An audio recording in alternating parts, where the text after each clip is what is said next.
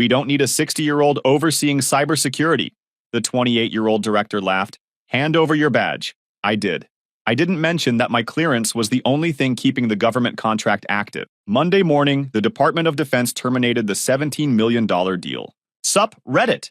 So I spent 31 years building cybersecurity infrastructure for a defense contractor. Got pushed out by a kid who thought my age made me irrelevant. Turns out my security clearance was the only thing keeping their government contract alive. Grab some popcorn, because this is a long one. I'm Raymond Wells, 60 years old. Started in cybersecurity back when it was still called computer security, and most people didn't know what a firewall was. Spent 8 years in the Air Force doing signals intelligence before transitioning to the private sector. For the past 22 years, I've been the senior cybersecurity architect at Meridian Defense Solutions in Northern Virginia. Smallish contractor, about 340 employees. We handled sensitive network security for various government agencies. I've seen every type of cyber attack you can imagine. Worked through the Morris worm in 1988. Dealt with Code Red and NIMDA in 2001. Helped redesign entire network architectures after the OPM breach in 2015. Every crisis taught me something. Every close call made our systems stronger. The younger generation thinks cybersecurity is about flashy tools and automated dashboards. They're not entirely wrong, but the real work happens in the unglamorous details. Understanding how legacy systems connect, knowing which vendors take shortcuts, recognizing the human patterns that precede most breaches. My specialty was classified systems integration, the kind of work that requires a TS/SCI clearance with polygraph, the kind of clearance that takes 2 years and $50,000 worth of background investigation to obtain, the kind of clearance that maybe 1.2 million Americans actually hold. I had mine for 28 years running. Clean record, perfect compliance. Never a single security incident on any system I architected. That clearance was attached to every major contract Meridian held. Most importantly, it was attached to the Sentinel program, a $17 million Department of Defense contract for cybersecurity monitoring across 3 military installations. Contract language specifically required a TS/SCI cleared architect with at least 15 years of defense sector experience to maintain oversight. That was me. Had been me since the contract started 7 years ago. The company knew this. HR knew this. Legal knew this. The original CEO who hired me knew this. Everybody who mattered knew this. Then the original CEO retired. His replacement brought in fresh blood. New ideas. Digital transformation. Whatever corporate buzzwords were trending that quarter. His name was Bennett Crawford, 52 years old. MBA from Wharton. Zero technical background. Zero government contracting experience. But he had a vision for making Meridian more agile and competitive. Part of that vision meant bringing in a new IT director to modernize operations. Enter Kyle Whitmore, 28 years old. Computer science degree from a decent state school. 4 years at a Silicon Valley startup doing cloud infrastructure. No government experience. No security clearance. No understanding of how defense contracting actually worked. But he had energy. He had fresh perspectives. He had all the right buzzwords about AI integration and zero-trust architecture and cloud-native solutions. Bennett loved him immediately. Kyle started in early March. First week he spent wandering around the building introducing himself. Firm handshakes, big smiles, lots of talk about disrupting the status quo and challenging legacy thinking. He stopped by my office on Thursday afternoon. I was reviewing network segmentation protocols for a quarterly compliance audit. Exciting stuff. Kyle leaned against my doorframe. Casual, confident. The posture of someone who'd never been told no. He said he was excited to work with me. Said he'd heard I was the longest tenured technical employee. Said he wanted to pick my brain about processes and systems. I told him I'd be happy to walk him through anything he needed. Offered to schedule time the following week once he'd had a chance to review documentation. He nodded like that was exactly what he expected. Then he glanced around my office, at the framed certifications on my wall, at the stack of technical manuals on my bookshelf, at the Air Force Commendation plaque from 1994. Interesting setup you've got here, he said. Very retro. I let that one go. Figured he was just young and didn't know any better. The following weeks were revealing. Kyle scheduled back-to-back meetings with every technical team, asked a lot of questions, took a lot of notes, made a lot of promises about streamlining workflows and eliminating bureaucracy. He also started making changes, small ones at first, replaced our ticketing system with some cloud-based platform his startup had used, changed the meeting schedule, restructured reporting lines so more people reported directly to him than bigger ones. He wanted to sunset our on-premise backup systems in favor of cloud storage. proposed eliminating the manual verification steps in our incident response protocols, suggested we could save money by outsourcing our overnight monitoring to a third-party vendor in Eastern Europe. Each proposal came with slick presentations, ROI calculations, industry comparisons showing how other companies were already doing these things. What the presentations didn't show was context. The on-premise backups existed because certain classified data couldn't legally leave our physical control. The manual verification steps were required under 3 separate contracts. The overnight monitoring couldn't be outsourced because the personnel needed clearances that foreign nationals couldn't obtain. I raised these concerns in every meeting, politely, professionally, with documentation to back up every point. Kyle would nod thoughtfully, thank me for my institutional perspective, then move forward with his plans anyway, just modified slightly to avoid the most obvious compliance violations. The old guard noticed. Meridian had plenty of experienced folks who'd been doing government work for decades. We understood the rhythms, the compliance requirements, the careful documentation that kept contracts alive and auditors happy. Kyle didn't understand any of that. He saw bureaucracy where we saw survival. He saw resistance where we saw protection. In April, he submitted his first big proposal to Bennett, a complete overhaul of our cybersecurity infrastructure, cloud migration, AI-powered threat detection, automated compliance monitoring. The whole thing would save $2.3 million annually and position Meridian as an industry innovator. The proposal was technically impressive, also completely impossible under current contract requirements. Half the systems he wanted to migrate were bound by data residency clauses. The AI tools he recommended weren't FedRAMP certified. The automated compliance features would violate oversight protocols that required human verification.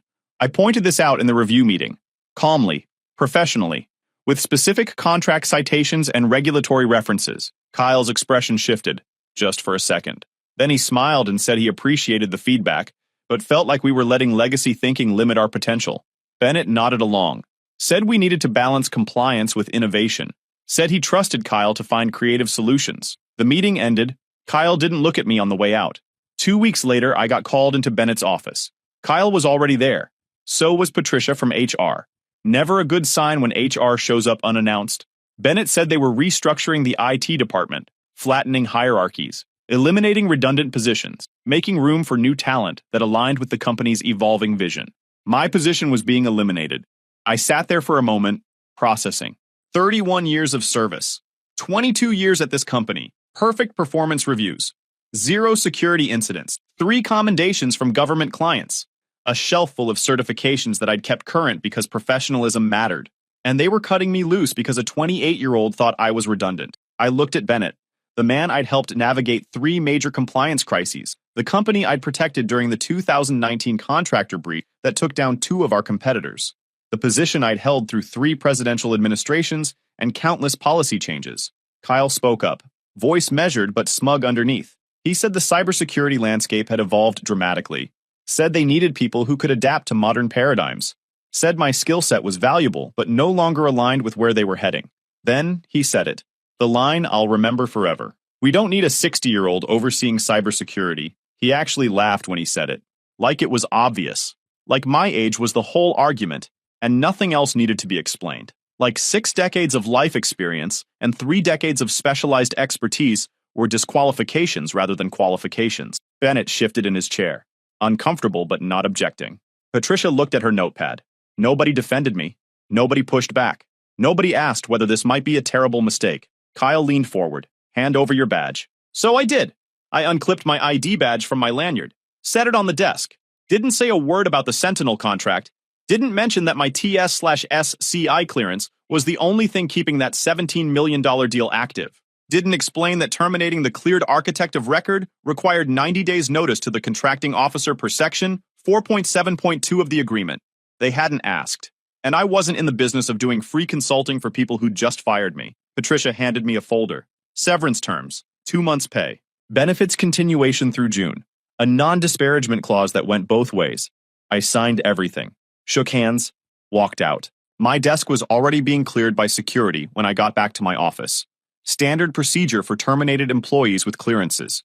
I grabbed my personal items, the photos, the coffee mug my daughter made me in middle school, the small wooden box my wife gave me for our 25th anniversary. Drew Patterson caught me in the hallway. He'd been my deputy for 11 years. Good man. Solid engineer. His face was pale. What happened? Restructuring. Kyle's vision doesn't include people like me. Drew's jaw tightened. That's insane. You're the only one who... I know what I am. I put a hand on his shoulder. You know where to find me if you need anything. I walked out of Meridian Defense Solutions at 4:47 p.m. on a Friday afternoon. 31 years of service, 22 years of loyalty, gone in a 15-minute meeting. My wife Linda was in the garden when I got home. She saw my face and knew immediately. Didn't ask questions, just made dinner and let me decompress. That night, I sat on the back porch and watched the sun go down. Thought about calling a lawyer. Thought about fighting back. Then thought about what Kyle had said and how Bennett had just sat there nodding along. Some battles aren't worth fighting. Some you just walk away from and let the consequences do the work for you. I'd given them everything they needed to destroy themselves. They just didn't know it yet. Saturday morning, I slept in for the first time in probably 15 years. No alarm, no urgent emails, no 6 a.m. calls about server issues or compliance deadlines. Linda made pancakes. We ate on the back porch like we hadn't done since the kids moved out. She asked what I wanted to do. I said I didn't know. Probably rest for a few days and then figure out the next chapter. What she didn't ask was why I seemed so calm. After 35 years of marriage, she knew me well enough to recognize when I was processing versus when I was panicking. This was processing. Around noon, my phone buzzed. Text from Drew Patterson. His message was short. Chaos here. Kyle just realized something about the DoD contract. Won't say more, but thought you should know. I didn't respond. Didn't need to. The dominoes were already falling. See, here's what Kyle and Bennett didn't understand about government contracting. Every major defense contract has something called key personnel clauses. These clauses name specific individuals whose qualifications and clearances are essential to contract performance. Remove those individuals without proper notification and approval, and you're in breach. The Sentinel contract had 3 key personnel listed: the program manager, who handled administrative oversight; the lead systems engineer, a woman named Deborah who'd been at Meridian for 16 years; and the cybersecurity architect of record. That last one was me. Contract section 4.7.2 was explicit. Any change to key personnel required written notification to the contracting officer at least 90 days in advance. The notification had to include detailed justification, proposed replacement credentials, and a transition plan. The contracting officer had sole discretion to approve or reject the change. Kyle had fired me on a Friday afternoon with 0 notice to anyone outside the building. No notification to the DoD. No proposed replacement. No transition plan. He'd also created another problem he didn't know about. The contract required the cybersecurity architect of record to maintain continuous active status. Any gap in coverage, even a single day, triggered automatic contract review. If the gap exceeded 72 business hours without remediation, the contracting officer had authority to terminate for cause. I'd learned all this the hard way over 22 years of defense work. Kyle had learned none of it in his 4 years of Silicon Valley startups. By Sunday evening, my phone had 17 missed calls from Meridian numbers. I let them all go to voicemail. Monday morning came. I was reading the newspaper on the porch when my phone rang again. This time, it was a number I recognized. Gerald Hoffman. The DoD contracting officer for Sentinel. I answered. Mr. Wells. His voice was tense but professional. I've just been informed of your departure from Meridian Defense Solution. I told him that was accurate. He paused. Did you resign or were you terminated? Terminated. Friday afternoon. Position eliminated as part of a restructuring. Another pause. Longer this time. Mr. Wells, are you aware of the key personnel requirements under Sentinel? I told him I was very aware. Had been the architect on that contract for 7 years. And Meridian notified us of this personnel change? I told him he'd have to ask Meridian that question. I wasn't privy to their communications after my termination. Gerald sighed, heavy, tired, Mr. Wells, we received no notification, no replacement credential, no transition documentation. As of this moment, Meridian is in material breach of Section 4.7.2. I expressed my sympathies, told him I hoped they could work it out. 20 minutes later, another call came through. Bennett Crawford. I let it go to voicemail. His message was borderline frantic. Said there'd been a misunderstanding. Said they needed to discuss the situation urgently. Said my expertise was invaluable, and they wanted to explore options for continuing our relationship. Translation. They'd just realized they were about to lose $17 million, and I was the only person who could save them. I didn't call back. By Monday afternoon, I had 3 voicemails from Kyle, each one more desperate than the last. The first was professional, said there'd been an administrative oversight and they wanted to rectify it immediately. The second was apologetic, said he hadn't fully understood the contract implications and hoped we could find a mutually beneficial solution. The third was practically begging. Said he'd personally recommend reinstating me at my previous salary, plus a 15% increase if I'd come back immediately. Funny how fast 60-year-olds stop being obsolete when your contract is on the line. I forwarded all 3 voicemails to my personal email for safekeeping, then went back to my newspaper. Tuesday morning, the official notification came. A registered letter from the Department of Defense. Meridian Defense Solutions had been found in material breach of Contract Sentinel 7 Section 4.7.2 due to unauthorized removal of key personnel without proper notification or approved replacement. The letter gave Meridian 48 hours to cure the breach or face immediate termination for cause. My phone rang 18 times that day. Meridian numbers, unknown numbers, one from a DC area code that was probably their emergency legal counsel. I answered none of them. Wednesday morning, Drew Patterson showed up at my house. He looked like he hadn't slept in 3 days. Ray. He stood on my porch looking defeated. They're going to lose the contract. I invited him in, made coffee, let him talk. The story poured out of him. Monday had been pandemonium. Kyle discovered the key personnel clause around 10 a.m. when the DoD started asking questions. Spent 2 hours insisting it couldn't be enforced. Then spent 4 hours trying to find a replacement architect with TS/SCI clearance and 15-plus years of defense experience. Turns out those don't grow on trees. Every qualified candidate was either already employed or required a 6-month clearance transfer process. Drew told me Kyle had actually called a headhunting firm and asked if they could fast-track a clearance investigation. The recruiter laughed and hung up.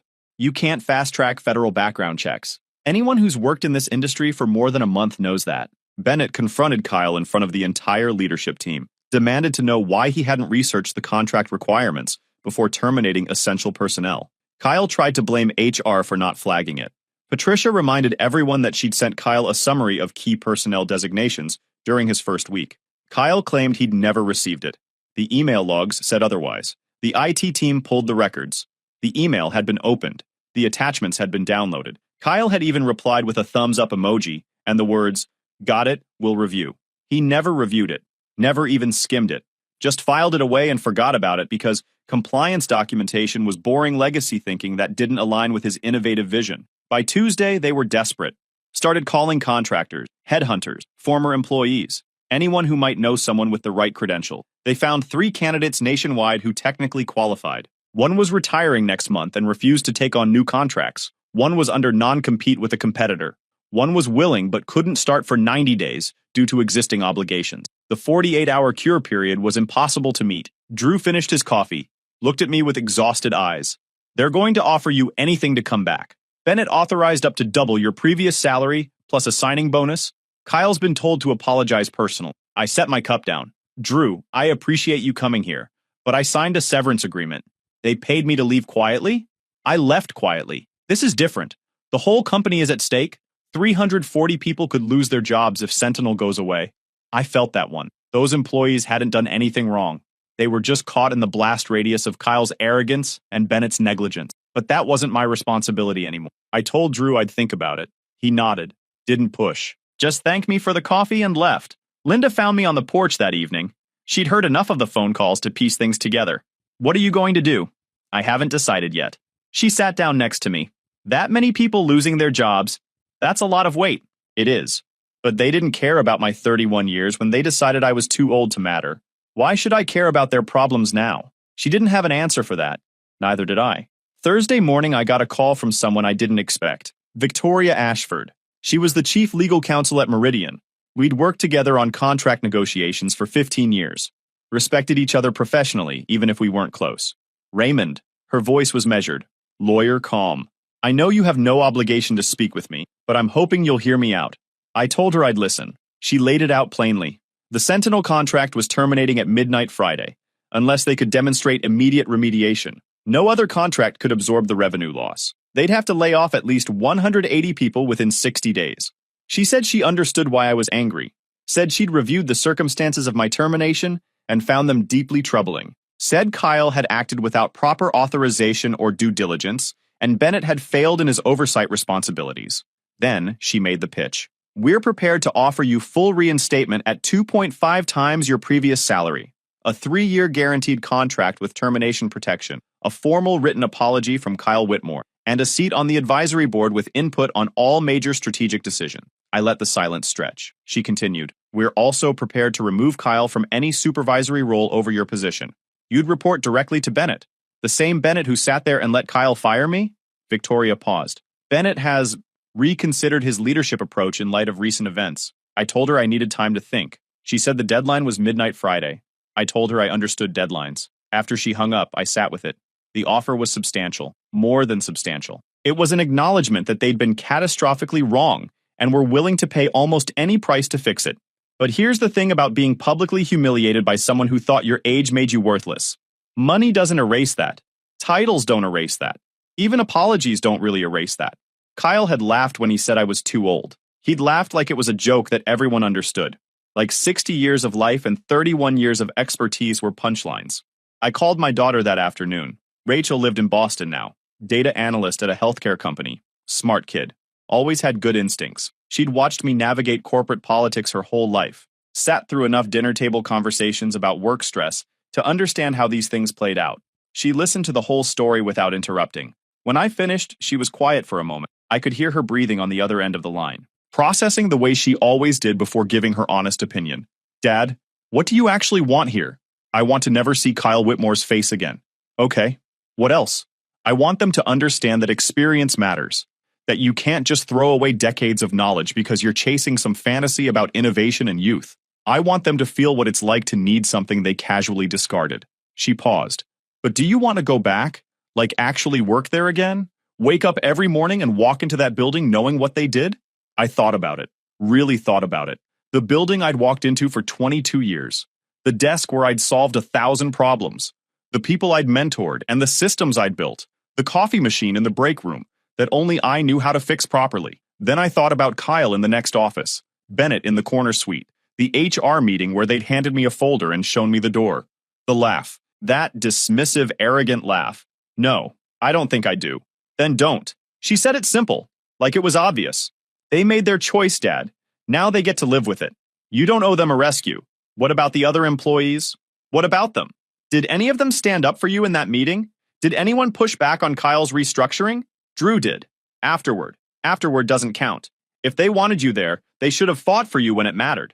She had a point. A hard one, but a point. I called Victoria back Thursday evening. Told her I appreciated the offer, but I wasn't interested in returning to Meridian. She was quiet for a long moment. "Raymond, you understand what this means? I understand that your company made a decision and now they're experiencing the consequences. That's not my responsibility to fix. 300 people. We'll blame Kyle and Bennett, not me. I didn't fire myself, Victoria. I didn't ignore the contract requirements. I didn't laugh at someone's age like it was a disqualification. She didn't have a response for that. Is there anything that would change your mind?" I thought about it. Actually thought about it. "I'd consider consulting, short term, enough to help you find a qualified replacement and manage the transition, but not as an employee, not under Kyle, and not under the terms we discussed." She asked what terms I wanted. I told her I'd need full autonomy over the transition process. A consulting rate of $450 per hour, minimum 6-month engagement regardless of contract outcome, and a written acknowledgement that my termination was improper, distributed to all employees. She said she'd take it to Bennett. Friday morning, 20 hours until the Sentinel contract terminated. Bennett called me personally at 7 a.m. First time we'd spoken directly since the termination meeting. "Raymond." His voice was rough, stressed. "I've reviewed your consulting proposal. And we accept all terms. Victoria's drafting the agreement now. Can you come in this morning to sign?" I told him I'd be there by 10. Walking back into Meridian felt strange. The same parking lot. The same security desk. The same elevator bank I'd ridden 1,000 times. But everything felt different. The looks from employees I passed. Some sympathetic. Some confused. Some openly hostile. Kyle's loyalists who still thought the restructuring was the right move. Victoria met me in the lobby, walked me to a conference room on the executive floor. The agreement was already printed. 12 pages of legal protection and financial terms. I read every word, signed every page. Victoria countersigned as corporate representative. Now, I set down the pen. Let's talk about saving your contract. The next 3 hours were a crash course in everything Kyle had ignored. I walked them through the key personnel requirements, the notification timelines, the cure provisions, and remediation options. The only path forward was a formal request to the contracting officer for an emergency extension. We'd need to demonstrate that a qualified replacement was in process and provide a detailed transition timeline with milestones and accountability measures. I knew two people who might qualify and might be available, both former colleagues from previous companies, both retired but potentially willing to unretire for the right terms. I made calls, sent emails, pulled in favors I'd been saving for 15 years. By 4 p.m., we had a candidate, Frank Morrison, 63 years old, TS/SCI cleared, 28 years of defense cybersecurity experience, retired 18 months ago, but bored out of his mind and happy to take on a new challenge. He could start in 2 weeks, pending administrative clearance transfer. I drafted the emergency extension request myself, detailed the circumstances, acknowledged the breach, presented the remediation plan with Frank's credentials, and my interim oversight as consulting architect. Gerald Hoffman at the DoD reviewed it personally, called me directly at 8 p.m. Raymond. This is highly irregular. The whole situation is highly irregular, Gerald. I'm trying to minimize damage for everyone involved. He was quiet. Then, I can grant a 45-day extension contingent on verified progress. If Morrison's clearance transfer hits any delays, we'll need to revisit. I thanked him, meant it. The contract survived, barely. Another 24 hours and it would have been dead. I sent the confirmation to Victoria at 8:47 p.m. She responded within minutes. A single line, thank you. That night I sat with Linda on the back porch again, told her about the day, the agreement, the calls, the last-minute save. She shook her head. You spent 10 hours fixing a problem they created by firing you. I did. How does that feel? I thought about it. Complicated. Satisfying in some way. Frustrating in others. But here's the thing. I didn't do it for Bennett. Didn't do it for Kyle. Did it for the 300 people who needed jobs and the 20 years of relationships I'd built with colleagues who deserved better than to be collateral damage. And I did it on my terms. At my rate. With my name cleared and my value documented in writing. That matters more than revenge. At least to me. Chapter 5. The next 6 weeks were educational for everyone. I came in 3 days a week as a consultant. Set my own hours. Reported to no one except the contract requirements. Kyle avoided me like I was radioactive. Whenever I walked into a room, he found a reason to leave. Whenever we passed in the hallway, he studied his phone like it contained classified information. Which, professionally speaking, I kind of was. The guy who'd almost cost the company everything. The cautionary tale that senior leadership referenced in every planning meeting. Frank Morrison's clearance transfer came through on schedule. Good man. Thorough. Methodical. Exactly what the Sentinel contract needed. He'd spent 28 years doing the same kind of work I'd done. Knew the rhythms. Understood the stakes. Never once suggested that compliance requirements were bureaucratic obstacles to innovation. We had lunch together his first week, swapped war stories, discussed the contract requirements in detail. He asked good questions, took notes, followed up on every point. This is how it's supposed to work, he said. Experience teaching experience. Knowledge transferring properly. I agreed, told him I wished Kyle had understood that. I spent most of my consulting hours documenting processes that existed only in my head. 22 years of institutional knowledge converted into procedures and playbooks that anyone could follow. The vendor relationships. The compliance shortcuts that weren't actually shortcuts, but looked like them to outsiders. The historical context for decisions that seemed arbitrary but actually prevented specific documented problems. Should have been done years ago. Would have been if Kyle hadn't decided that documentation was bureaucratic overhead instead of organizational survival. He'd actually canceled a documentation initiative I'd proposed 6 months before my termination. Said it wasn't a priority compared to his cloud migration plans. The employees noticed the shift. People who'd been afraid to speak up during Kyle's restructuring started asking questions again, pushing back on changes that didn't make sense, citing compliance requirements that the new regime had ignored. Drew Patterson stopped by my temporary office one afternoon, closed the door behind him. Kyle's losing support. He looked almost hopeful. The board is asking questions about how this happened. Bennett's distancing himself. I'd heard similar things. Corporate survival instincts kicking in. When a $17 million contract nearly evaporates because of one director's arrogance, people start looking for someone to blame. Kyle was the obvious target, but Bennett had enabled him, had hired him without proper vetting, had approved the restructuring without checking contract implication, had sat in that termination meeting and said nothing while Kyle laughed about my age. They were both going to face consequences eventually. The board wouldn't let a near catastrophe go unexamined. 3 weeks into my consulting engagement, Bennett announced that Kyle Whitmore was transitioning to a special projects role. No longer IT director, no longer managing any personnel, just working on undefined initiatives that everyone understood meant waiting out his severance clock. Kyle's LinkedIn updated the same day. New title, Innovation Strategist. Same company, different reality. He never apologized to me directly. The written apology Victoria had promised came from HR on company letterhead. Corporate language. Zero personal accountability. I framed it anyway. Hung it next to my Air Force commendation plaque.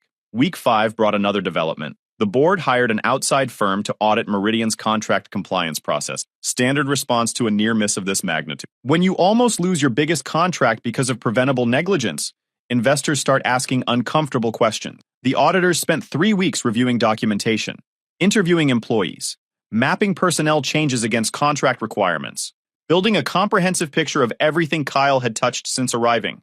They found 17 other contracts with key personnel gaps or notification issues. Nothing as severe as Sentinel, but problems that would have surfaced eventually. One contract was missing required certifications for 2 employees. Another had documentation gaps that technically put us out of compliance for 3 months without anyone noticing. A third had personnel changes that should have triggered client notification, but never did. Kyle's fingerprints were on most of them. His restructuring had moved people around without checking contractual constraints. His push for efficiency had eliminated documentation that turned out to be legally required. His assumption that government contracting worked like Silicon Valley startups had created a minefield of compliance violations waiting to explode. The audit report was devastating. 63 pages of findings, 12 recommendations for immediate remediation, a detailed timeline showing how problems had accumulated under Kyle's leadership. The report landed on Bennett's desk like a bomb. He read it twice, called an emergency board meeting, tried to spin it as institutional issues that predated his tenure. The auditors had included a section specifically addressing that defense. Most of the problems had been created in the past 9 months. All of them were traceable to specific decisions made by Kyle and approved by Bennett. Within 48 hours, the board announced that Bennett Crawford was stepping down as CEO to pursue other opportunities. Code for you're fired, but we're letting you pretend otherwise. He got a modest severance package and a non-disparagement agreement, probably more than he deserved. His replacement was someone I knew, Margaret Palmer. She'd been the COO for 12 years. Solid, experienced. Actually understood how government contracting worked. Her first act as CEO was to call me personally. Raymond, I want you to know that what happened to you was wrong. Not just procedurally wrong, ethically wrong. I appreciated that. I also want you to know that Kyle's special projects role is ending. He's being terminated for cause based on the audit findings. Couldn't happen to a nicer guy. Finally, I want to offer you something. Not reinstatement. I know you're not interested. But a permanent consulting arrangement. Advisory role on all major contract decisions. Your rate, your hours, your terms. I told her I'd think about it. And this time I actually meant it. Margaret was different from Bennett. She'd earned her position through decades of competence, not MBA credentials and boardroom politics. She understood that age meant experience, not obsolescence. The Friday of my last official consulting week, I got an unexpected visitor. Kyle Whitmore appeared in my doorway. First time he'd approached me since the day he'd taken my badge. He looked diminished somehow, smaller.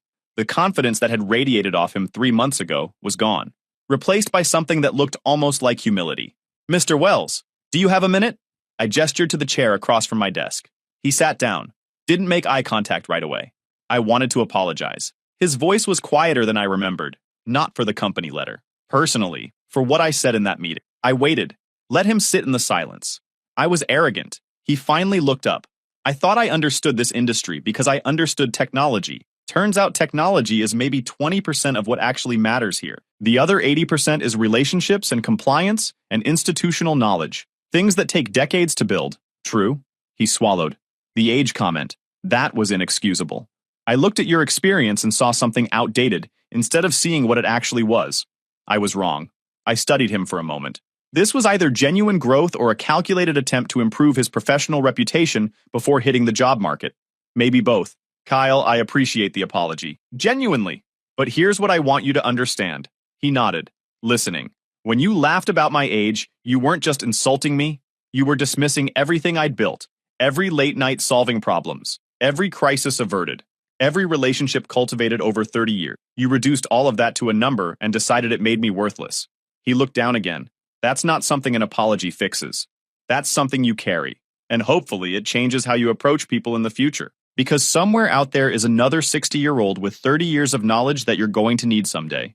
And how you treat that person will define who you actually are. He was quiet for a long moment. Then he stood up. Thank you for hearing me out. He walked out. I never saw him again. 2 weeks later, I heard he'd landed at a mid-sized consulting firm in the Midwest. Lower title, lower salary, building back from scratch. Some lessons you have to learn the hard way. 6 months after my termination, things looked very different. Margaret Palmer had stabilized Meridian. The Sentinel contract was renewed for another 3 years, with Frank Morrison as the primary architect. The compliance audit had led to comprehensive process reforms across every department. I'd accepted Margaret's consulting offer. 8 hours a week, advisory role on contract strategy, and key personnel decisions. My rate stayed at $450 per hour. Do the math on that annually. One afternoon, Margaret called me into her office. We're considering a new IT director hire. She slid a resume across the desk. What do you think? I reviewed it. 46 years old, government background, 8 years at a different defense contractor, 0 Silicon Valley experience. Looks solid. She hired him the following week. His name was Robert Ashburn. First thing he did was schedule one-on-ones with every senior technical employee. Second thing he did was read every active contract cover to cover. Third thing he did was ask me to lunch. I hear you're the reason this company still exists, he said over sandwiches. I'm the reason the Sentinel contract still exists. The company existing is a side effect. He laughed. Fair enough. I also heard about the guy before me. Kyle Whitmore. Yeah. Robert shook his head. I looked him up. He's at some consulting firm in Ohio now. Junior role. Barely making 6 figures. Sounds about right. Robert leaned back. You know what's funny? I applied for the IT director job here 8 months ago, before Kyle got it. They passed on me because I didn't have enough innovative vision. I set my sandwich down. You're kidding. Nope. HR told me my background was too traditional. They wanted someone who could modernize the department. And now, here you are. And now here I am, cleaning up the mess that modernization created. 3 months later, I got a letter in the mail. Formal correspondence from the Department of Defense. Commendation for my role in preserving the Sentinel contract and managing the transition to a new architect. Signed by Gerald Hoffman personally. I framed it, hung it next to the corporate apology letter and the Air Force plaque. A week after that, Drew Patterson got promoted to senior systems engineer. He called to tell me the news. Margaret said she wanted people with institutional knowledge in leadership positions. He sounded almost emotional. She said you recommended me. I did. You earned it. Ray, thanks for everything. Just do the job right. That's all the thanks I need. The following month, Meridian won a new contract. $23 million over 5 years. Cybersecurity infrastructure for a different military branch. Gerald Hoffman had recommended us based on how we'd handled the Sentinel crisis. Margaret called me personally with the news. Raymond, we got it. Congratulations. No. She paused. Thank you. The DoD specifically cited our crisis response and transition planning as factors in their decision. That was your work. I just did what needed doing. You did more than that. You could have walked away. Let us fail. Nobody would have blamed you. Maybe not. But 300 people would have lost their jobs. She was quiet for a moment. I want to put your name on the new contract. As a senior advisor. Paid position. Full benefits if you want them. I told her I'd think about it. That evening, Linda and I had dinner on the back porch. I told her about the new contract, the offer, the commendation letter. She smiled. So what are you going to do? Probably take the advisor position, work a few more years, help them build something that'll last after I'm gone. And then retire for real. Travel. Spend time with the grandkids when Rachel gets around to having some. She reached over and squeezed my hand. Sounds like a plan. If you enjoyed this video, please hit that subscribe button. It really helps the channel and help us bring you more and better stories. Thanks.